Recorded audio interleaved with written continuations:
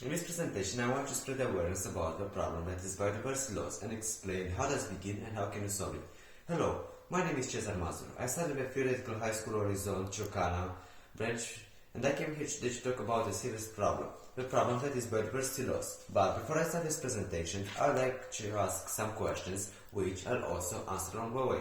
My first question is, what is biodiversity loss? How does it start? How does it affect us? Where it can lead us? And how can we solve it? Just my first question. Biodiversity loss, also known as low biodiversity, is a decrease within a species variety, an ecosystem, a given geographical area, or Earth as a whole. But how does it start? To put it simply, there are two ways. First, it's naturally seasonal changes. For example, in winter, when the cold period starts, insects, which are adapted to heat, the majority of the population dies. So to avoid it, we start hiding, which is a problem for birds because it's the main source of nourishment. So to comprehend, we migrate to other countries. But this isn't necessary, because after the winter period ends, they come back. So we could call it temporarily loss of biodiversity. On the other hand, we have a one made by us, people, which is worse because it tends to last longer. You may think, but what do we do to cause it? The answer is easy. We take land from animals that used to live there, cut down the trees which gave shelter to them, and make it more suitable for our agriculture. An example of this can be Romania. When the mass deforestations were happening, animals such as deer, bears, wolves, etc. started migrating to Ukraine. Another thing we do, we introduce different species to new habitats, which introduces the local population to a new competition, which leads to extinction. Also, when we introduce a new species, they could be carriers of a certain disease, most likely they're immune to it, but the local population didn't develop an immunity to it yet, so we are at the risk of infection.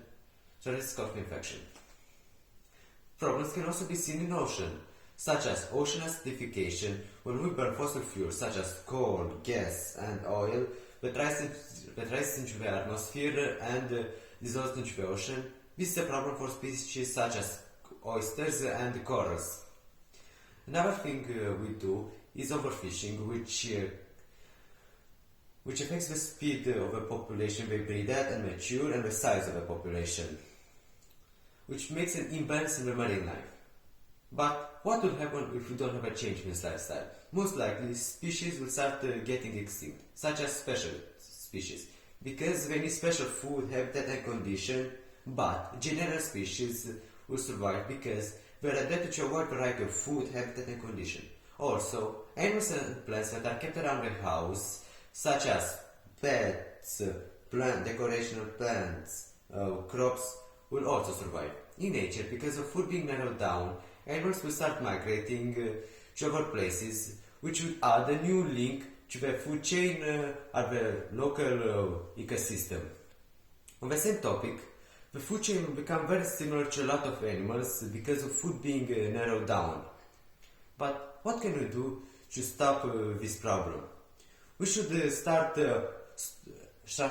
getting rid of certain behaviors such as overfishing, overhunting, deforestation, pollution, species evasion, and start implementing better government laws, education, etc. Thank you for listening to my presentation, and goodbye.